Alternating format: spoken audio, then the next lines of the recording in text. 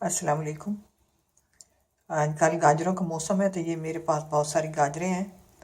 मैंने इसलिए मंगवाई हैं कि मौसम है तो इनको महफूज कर लें और खाएंगे पिएंगे तो ये सेहत के लिए बहुत अच्छी होती हैं।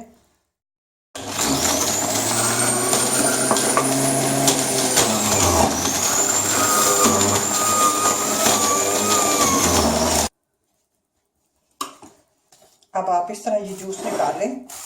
निकाल कर ये होती है कि जो गाजरें जो है वो ज़्यादा देर बाद गाजरें भी नहीं चल सकती और जूस भी नहीं रह सकता, जूस भी ख़राब हो जाता है और दूसरे जूसों से ये जल्दी ख़राब होता है।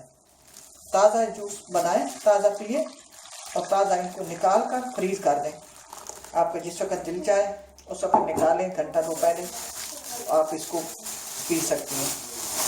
ये है इनका महफूज करने का तरीका।